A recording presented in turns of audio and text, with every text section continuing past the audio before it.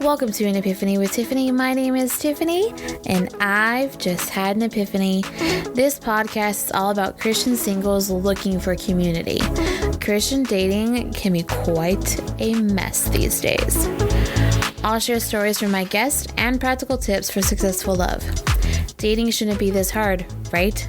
So grab your favorite snack or drink and curl up with this episode, and you might just have an epiphany of your own. Yeah, so I had to get up and get my hair or do my hair and all the things, and I was like, okay, we're gonna do a photo shoot. It'll be fine.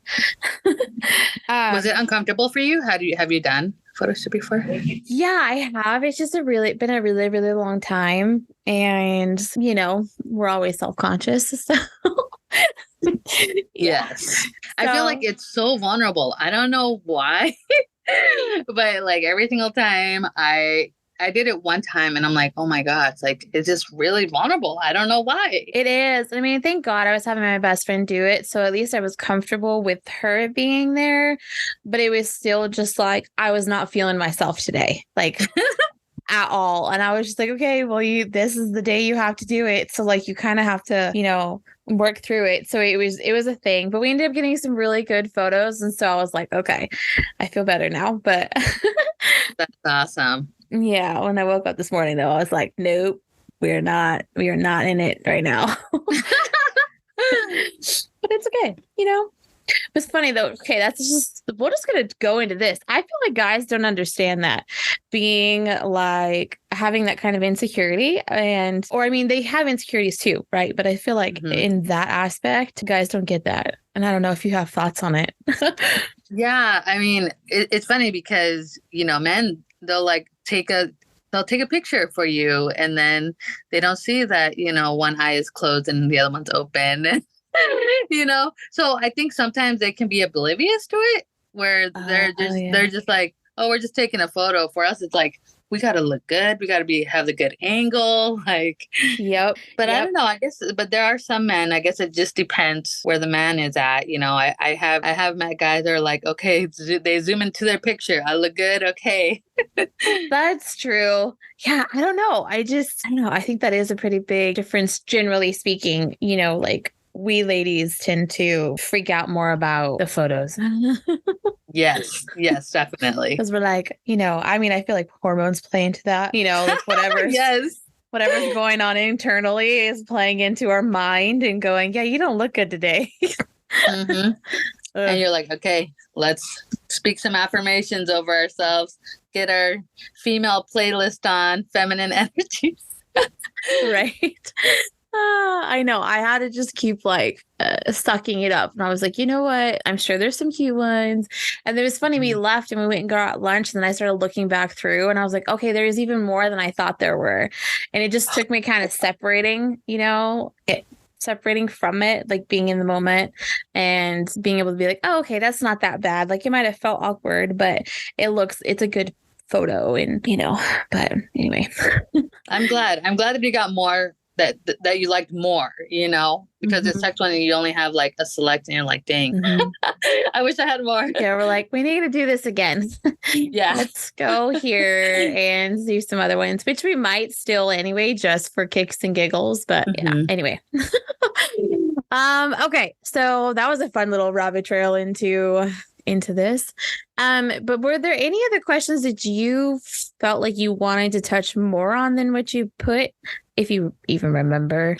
I think one of them was probably the intimacy question, because am I good to just share? Yeah, go for it. So I've been celibate 12 years now, but before that, obviously that means I had sex, and so I'm gung-ho, pure, doing everything I can for purity. And, once you've been waiting 12 years, it almost seems like that desire to want to wait kind of lowers down. Okay, maybe I might be open to it. Okay, I'm just going to be real here. Yeah, be real.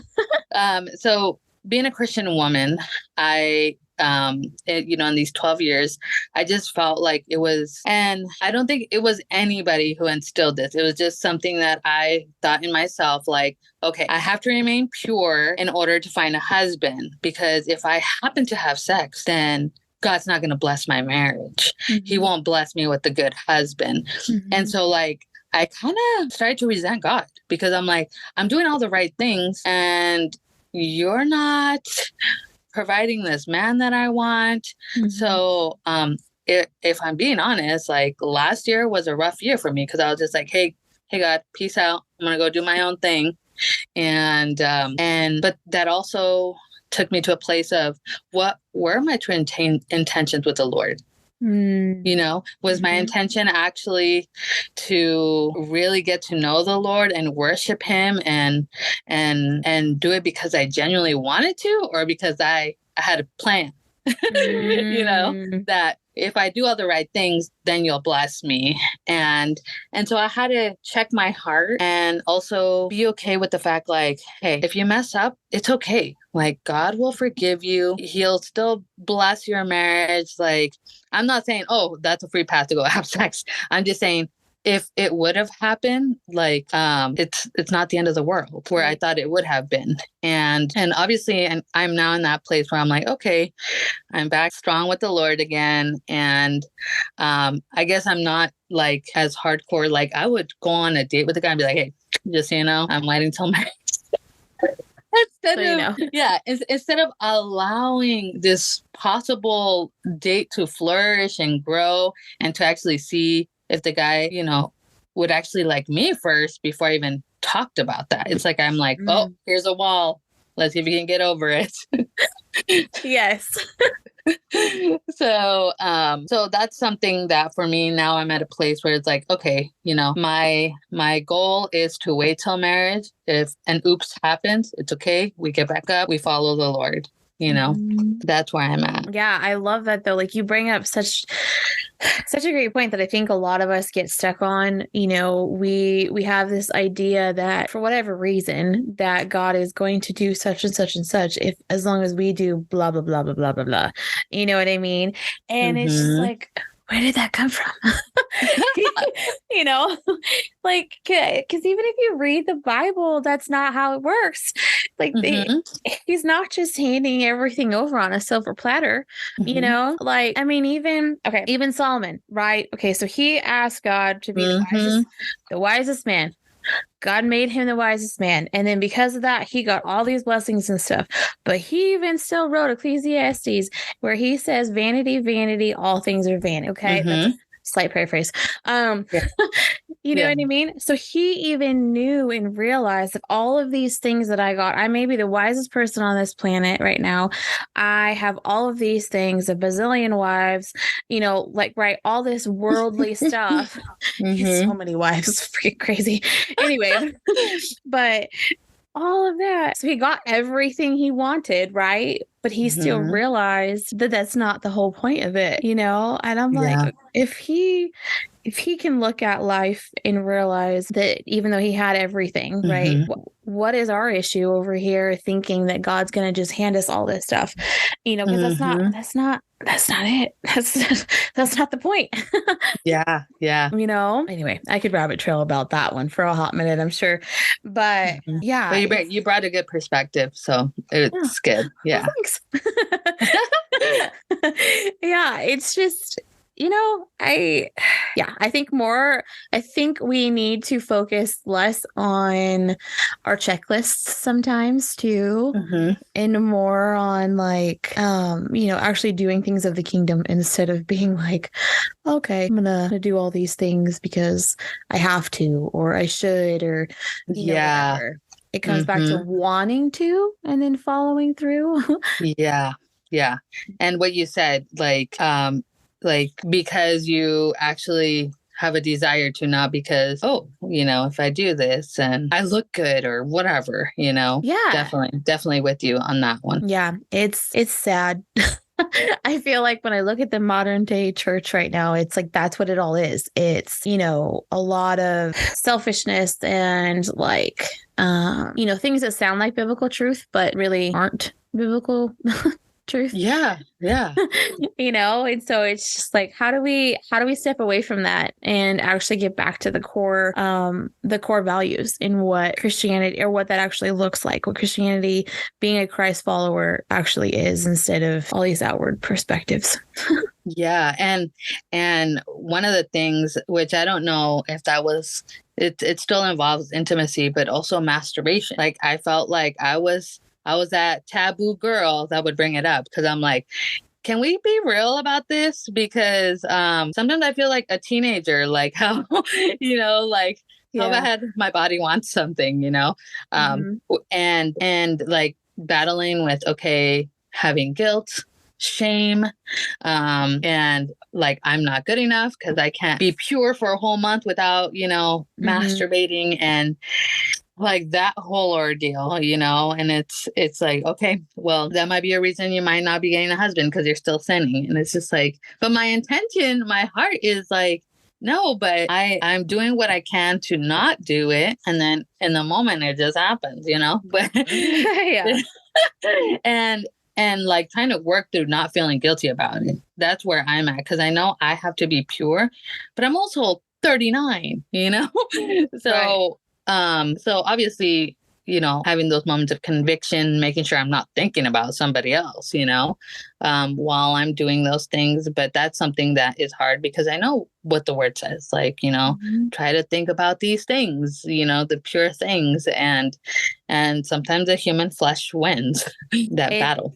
Yeah, it does. And so the other taboo topic is porn, right? And like how, a lot of people don't realize statistically how many women actually struggle with it, and it's just like, and I've been tempted, like this year, I was actually tempted to want to see it. And I'm like, what the heck, because this whole time I've been using my imagination. Oh, that sounds so bad. Okay. We're being real.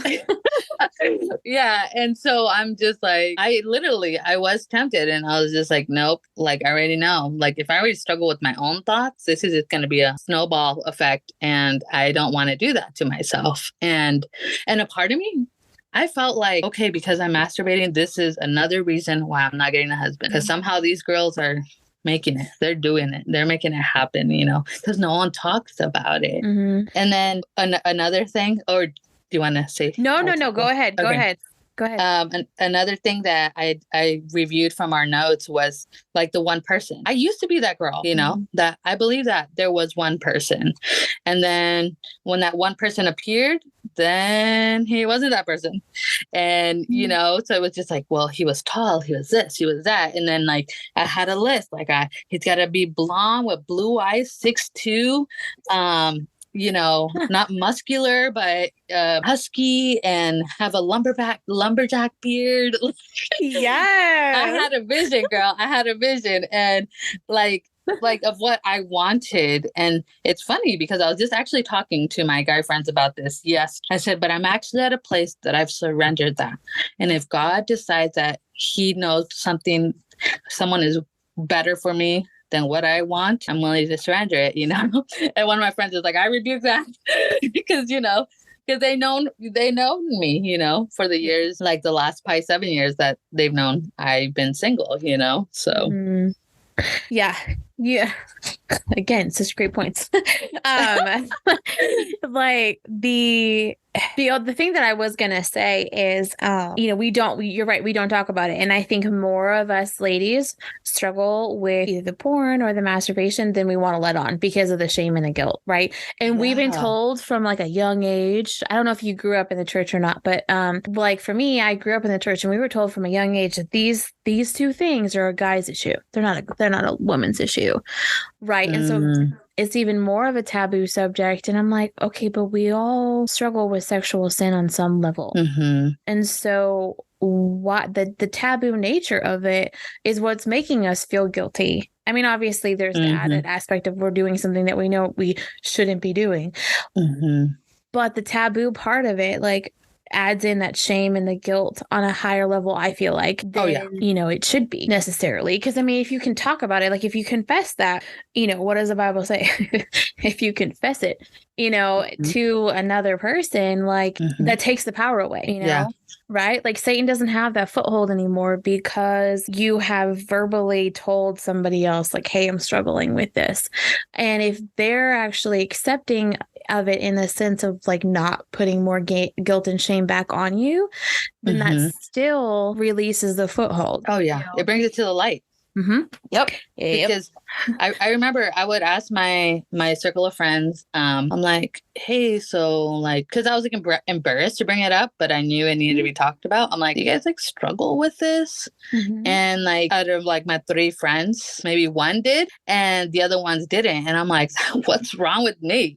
Yeah. Like, what door do I have open that is allowing, this to happen? But as I've been more open and transparent about it to people, and it probably makes them awkwardly uncomfortable for me to be straight up. Obviously in a group with women. Yeah. But then more people have that freedom to speak. And the more freedom we have, the less we isolate about it, and we can move on and help each other. Exactly. And I think that's, I'm going to probably go on a rant here for a second, but that's fine. I think like, that's my whole thing. I just rant. So I think that is one of the biggest areas for Satan though, is the isolating, right? That's how, when we have ideas about like, oh, I don't want to go to church because I have church hurt, right? Or, we're all they're all hypocrites, so I'm not going to go there. Like insert stupid cliche thing here, right? Yeah. But once we're isolated in whatever it is that we're isolated in, he just has all the power, And it's just like, stop it. like, why are we allowing certain things to divide us? I don't know. But, I think about like secondary issues versus salvation issues, right? There's so much division among a lot of those things. And it's like, again, why? What are we focusing on? What are we allowing to be footholds? Like in what areas are we allowing the enemy to actually work within the church instead of just being like, no, get behind me, Satan, like get out of here with that BS, because that's not, you know what I mean? Like, Yes. Yeah. I think that's a mic drop right there. Mic drop. That's a sound bite right there. Yes. But seriously though, and I could honestly rant about that for a while, just because it's so frustrating to me to see, so much division. And again, there are some areas that are like, okay, these are pretty hard, fast, like things, like don't murder. Okay. Yes. Don't murder. That's pretty important, like, but I don't know. I feel like it's just, there's some of the other things that are a little bit more gray, shall we call them gray areas, where we're putting too much emphasis on whatever that is, instead of looking at it from the perspective of like, okay, we all have different convictions. Yes. We all have different areas that we struggle in. And just because my conviction is one thing doesn't mean your conviction is going to be the same. So why am I going to sit here and tell you you're wrong for not having the same conviction as me? Thank you, girl. Thank you. I'm serious. I was thinking the same thing. Like, when people have asked me questions, I'm like, if it convicts you, you need to pray about that with the Lord, But like, I'm with you, girl, because for me, I feel like sometimes like, okay, don't judge me because you feel convicted about it. You know what I mean? Or like, don't get offended, or instead like have compassion of whatever my situation is. Right. Because sometimes, with going back to masturbation or pornography, it's like, oh no, you must have a door open. It's you, like there's this like blaming instead of having compassion. Like, oh, you know what? Like, I don't know if it's like the people who probably haven't been there that lack that compassion for the people that are like truly genuine seeking. Like, can you just listen and like be there, support me, love me through this, instead of like bashing me or blaming me because whatever, or just say you're gonna pray for me. Like, do you know what I mean? Like, I feel like I have heard that before. Like, oh, what did you do? Or like, oh, like, that's not my issue. So I don't know, why you're having that, you know, like, I don't know, like, I understand that we should stand up for what we believe in. But I think just being more self-aware of others and because that's what's going to cause isolation, going back to that isolation and that shame. Like, we already battle with our own shame. I don't need you to make me feel more shameful about my situation. Thank you. Yes. Yeah. So that's definitely one thing that I have learned, you know, through my personal experiences, because I knew when I lacked empathy or compassion, you know, like, I didn't deal with depression before. And I would tell my sister, oh, like, do affirmations, praise, listen to worship, like, until I was in it. And I was like, oh no, this is way stronger than just praying a few words or whatever. Like, sometimes you need actual medication to help your mind, you know? And thankfully I can say this because I've been 2 years free after a month ago, baby, like getting off of medication. And I remember feeling shame about that, Tiffany. I'm like, why do I have shame about depression? Like, you know, am I not good enough? Christian, going back to that again.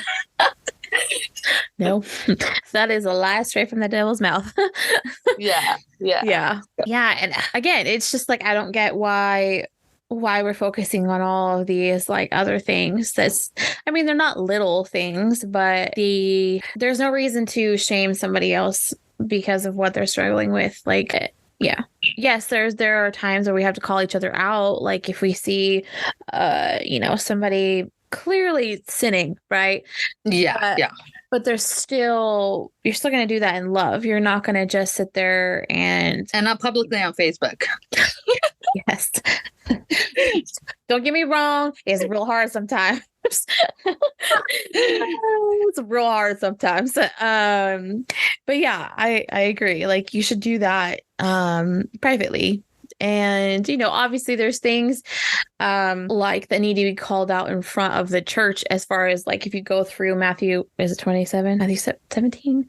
Shoot. Church is plain. Whichever one that is. I think it's Matthew 27 though. Where, you know, like, if a brother's wronged you, you go to them. And then if they still don't, you know, you're right. So they still don't turn it around, then you take another brother with you. And then if not, you know, like that whole process, right? So but that's different than somebody saying something that offended you online. Yes. Thank you. You know what I mean? Yeah. Like, yeah, that's just. And that's a great verse to talk about because, like, I had a work situation and I was like, are you serious? Like, we're grown adults here. Like, I think because that verse is so instilled in me, like, if I have an issue with you, I'm going to talk to you about it first, you know? Obviously, if I'm like hurt or whatever, I'm going to calm down before I approach you about it. But talk to me first, you know? Don't go to the manager straight and not even talk to me about it. Like, I remember being like just so frustrated with this person, and my boss didn't tell me, but by observations of other conversations he was having about other people being too loud or talking too loud, I'm like, I know it was you. I know it was you. I just don't, you know, I bet for me it's the same. Like, come and talk to me about it, you know? Yeah, come and talk to me too. Like, I would rather know than find out through the grapevine or whatever that somebody has a problem with me. Like, and I've always been the, like, I'm going to deal with the confrontation type of girl, even though I didn't always go about it the right way. I'll be honest. I had one of those today. Same. So, you know, like, I've learned now sometimes the better way to go about things, but I still, even though sometimes like I'll have my moments where I'm like, okay, I'm gonna just kind of vent about this situation for like a second, just because I need to get the emotions out, but then I'm gonna still go talk to that person. Right. Yes. And I don't, like, even if I'm venting to somebody, I don't usually vent to somebody who knows that person. I don't know if that makes it better or not, but yeah. But, you know, sometimes it's like, okay, oh my gosh, like, I have to, you know, I just have to get these feelings out. And sometimes it's better saying it to somebody and then going, okay, now I can be logical and go deal with this situation, you know? And so anyway, that's just a little tidbit. And one of the things that's hard is because I've had a guy friend that I didn't appreciate his approach about a situation. And a part of me wants to share it, but I'm like, what if he hears this podcast, you know? I don't think he will. I don't think he will, but I'm not going to mention names. Yeah. But like, I've always, like I said, I've just always been open to whatever God wants to do. He's an attractive friend. And we had like this weird situation that happened. And I'm new to the whole Christian dating way, you know? Yeah. So I thought we were going to date, but we didn't because he prayed about it. And he's like, the Lord said no, but then he dated somebody else. And anyways, so we have history, you know what I mean? Right. And so he was telling me like, oh yeah, I'm between like these two girls about that I like them or whatever. And so I brought up me being one of them just because I thought there was flirtation going on or something. And he calls me and he's just like, I really feel like you need to like break off that hope that something's going to happen between us because that's what's holding you back from meeting your husband. So I was like, okay, well, I'll pray about that, what you just said. Because he wanted me to like stop and pray right in that moment. He's like, okay, so like, are you going to pray? And I'm like, no, like I'll pray about it on my own time. And here's the thing that is difficult, Tiffany, because I have a man that, yes, he gave me his opinion on what he felt. And if he felt it, that's fine. I didn't feel like his yes or no was going to stop me from pursuing other men kind of deal, you know? Mm-hmm. And so almost like after 8 months, I finally like approached him, but I was even like almost trying to be cautious about how I said it because unfortunately I knew he would be offended. No matter what I said. And that part is the sucky part, you know, because you're like, we're confrontational women, but I'm not sure if I can be confrontational with you because you'll get offended. Mm-hmm. And yeah, he ended up he was just like, yeah, he said whatever he needed to say, and I forgive him. I'm not mad at him. Like whenever he wants to talk to me, he can talk to me again. But I knew at that time, I'm like, yeah, I need a break from talking to you because then I would want to tell him how I really felt, you know? Mm-hmm. And I mean, you could totally give me advice if it wasn't a godly way to handle it, but that's the part that's difficult, you know, because you want to tell a man how you feel, but you know, they're going to get offended about how you feel, which makes no sense, but... Yeah, I mean, I probably would have done the same thing, to be honest. It would have been like am I saying it for his benefit or my benefit, you know? Like, that's how I sometimes think about it. Because sometimes, even if I want to say something, it doesn't mean that it's coming fully from, you know, where it should be coming from. Yeah. You know, and that's why I waited. A couple months. Yeah, exactly. You got to sometimes let those like emotions kind of ebb and flow, you know? I mean, I've been there with another person from my past, and like we were friends for a while, and I felt like the same thing. I thought it was going to go somewhere and it didn't. But you know, it was fine. Yeah. Like I can see now why, you know, why it wasn't a thing. You know, but I've had other people tell me that too, like where they're like, oh, you're stuck on this other person. And I'm like, no, but I'm really not. Like, you know, but I'm not. Like, I'm still dating and, you know, whatever. Like, because I have been rejected way too many times to count. So, you know. I'm with you there. It's just like, okay, like, yeah, it might still hurt a little bit. Like it did, like years and years ago. But I'm just saying, like, you know, it doesn't mean that I'm still hung up on him or the situation or, you know, whatever. It just, but yeah, in that situation, I didn't really ever, like, we never really had closure. Oh, okay. You know? Yeah. But yeah, we never really had closure, and we're not friends now, but like we weren't as close as some of my other guy friends. Like now, like I have a really good group of like guy friends, but so how do you do that? How do you do that and be healthy? Because I'm like, if I'm attracted to you and we're friends, like that's hard for me. And you're single. You know what I mean? Yeah. So, I mean, I have a couple of guy friends that I would say that I'm attracted to. But it's also like, how do you guard your heart? It's very hard. But in my opinion, like in how I'm kind of trying to handle things right now, it's like, I just want to be friends with people. Yes, I want to find my husband. Right. But I'm still feel like I'm like going through a little bit of a healing journey. And I feel like God has me on a very specific path right now. If he wants to, if I want me, my husband tomorrow, cool, you know, like that's great. But I'm also trying really hard not to focus so much on the fact that I'm still single. You know, which takes a lot of work every day. A lot of reminders every day, you know, that it's okay. Like I'm on this path and I'm learning a lot, like I'm growing a lot, I'm healing a lot, and you know, it's fine. So even if I have like some minor attraction to a guy, I often find myself going, okay, no, because they haven't said anything to you. And I've been praying a lot about like when that person comes along, they're going to be the one to initiate. So, you know, it's just kind of like, okay, no, like they haven't told you that they're interested, or they haven't like initiated anything really, or, you know, whatever. So it's kind of like those thoughts that kind of go through my head, and it kind of helps calm me down. You know, that makes sense. That makes sense. Because my struggle when I first became a believer 12 years ago was I felt like I had to tone down the way I would handle my approach towards men, you know, especially because for me, I like to take initiative, and so like learning how to be pursued and like all these things. So for me, like when I would ask a guy out to coffee, it's because I genuinely wanted to get a coffee and get to know them, to see if there's even if there's, you know, like to get to know them. Not like I'm going on a date because I like you. I actually just want to have coffee to know you and see where that goes, you know? And I got rejected a few times with that. And I was just like, I'm like, why is this such a big deal? Like, I'm just asking you to coffee, not a date.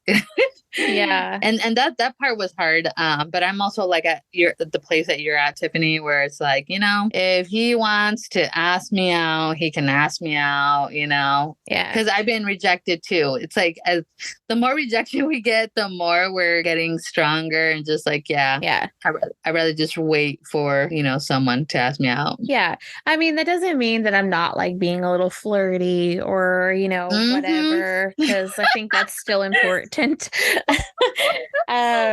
But that's still not necessarily like, I feel like that's not me even taking initiative. That's just me kind of going like, hey, I think you're attractive, so I'm going to put this out here and see what you do with it. But, you know, if everybody uses the term drop the hanky, and I'm like, sorry, no offense. Like, I don't like that term, but, because I feel like you can still, obviously, if you're in a relationship, don't do this. But I still feel like you can flirt with people and it not be a thing. That's just my opinion. You know, like, and it's easier if you're attractive. You know, it's just yeah. But I think that points to putting too much pressure on things and being like, hey, let's get to know each other. I'm not looking at this being, you know, you being my future husband. Like, no, let's go hang out and see what happens. Like, why does it have to be all this pressure? Yeah, like, let me go pray about it. Let me this and that. I'm like, oh my gosh. Like, that's cool. That's cool. You know, you want to have that desire to pray and stuff like that. But it's like, it's just a coffee. You know? Thank you. Do you really need to go pray about having a coffee with a girl? Like, in all honesty, come on. Yeah. That's what I'm saying. Like, okay, so this is going to go into another little tangent, but I feel like we over spiritualize things. And in that aspect, it's just coffee. Coffee does not mean you're putting a ring on her finger. Okay. And that's probably coming out very sassy and sarcastic, but it's the honest truth. And exactly. Stop putting so much pressure on things. Like, just get to know girls, get to know men, or get to know women and get to know men. Like, just stop putting all this pressure on things that don't need the pressure. Oh, and like, it doesn't have to be a group date. Like, it doesn't have to be a group outing to have coffee. Like, obviously we can go on group outings and stuff, but like I'm the type of person that I like what is that word? Quality time with a person, you know? So I want to be able to give my quality attention. If we got all these other people and they're interrupting the conversation, like, that's not a quality conversation. And like I said, that's fine. Like, you can have a group outing and then realize like, oh, hey, like, I'd like to really genuinely get to know this person. It doesn't mean that I want you to be my husband either, you know?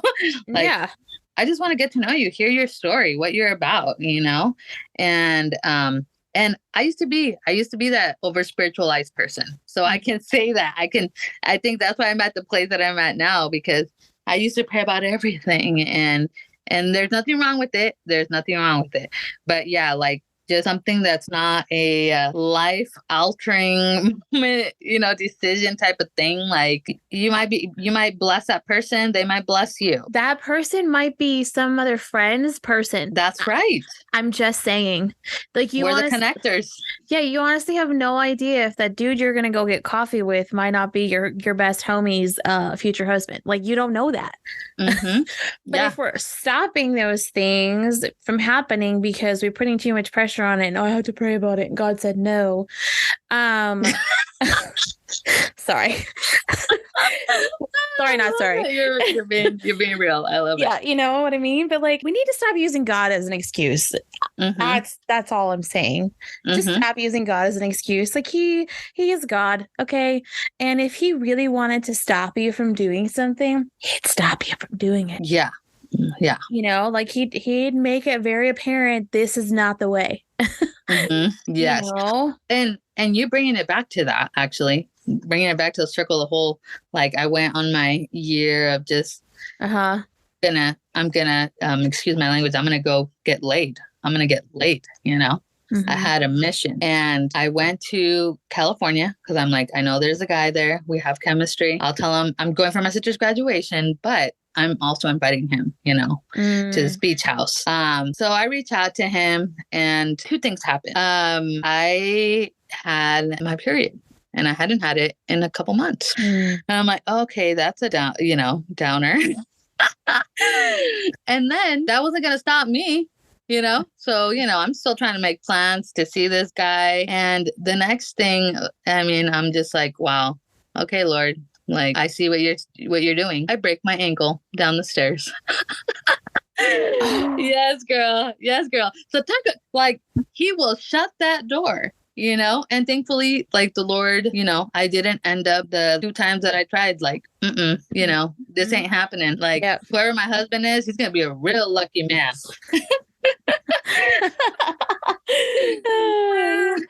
Seriously. Oh my gosh. Yep. He will close that door if it's something that, is going to be detrimental. Like, he will make it, especially if you've prayed prayers like along the lines of like, hey, help me resist temptation, or like whatever. I've noticed that there's been times where when I was younger, I would pray like specific prayers, and then sometimes you'd like forget about them, right? And then a situation will come up, and it'll be like, oh, I specifically prayed about this a hot minute ago, and here's God answering that prayer, and I'm like, okay, cool, thanks. Yes. Thanks, homie, for like listening to that all these years later that I totally forgot if that was something I prayed about. And just that's the other thing too, is his answer isn't always like right away. Sometimes we have to wait. Those things to come to pass. And even when we get frustrated, doesn't mean he's not working. So anyway, that's a pretty crazy but also hilarious story. Yeah. That's his like, girl. No, you've been praying too many years. And you know what? I wasn't mad. I was just like, okay, God, I remember how powerful you are and that you are in control. And that's all, Yep. Yeah, exactly. Oh my gosh, that's so funny. Just like, I don't know why, but I'm just like picturing you falling down the stairs or something. Oh, like, was it not? Heard it. Was it really? So this beach house, it's obviously in front of the beach, and the house cleaning lady had just wiped down the stairs because they were slippery. Oh yeah, I went down like 4 stairs, girl, 4 stairs, boom, boom, boom, boom, and I'm like, I told my little sister, I'm like, just give me a moment. And my other sister heard it, and she's like, what just happened?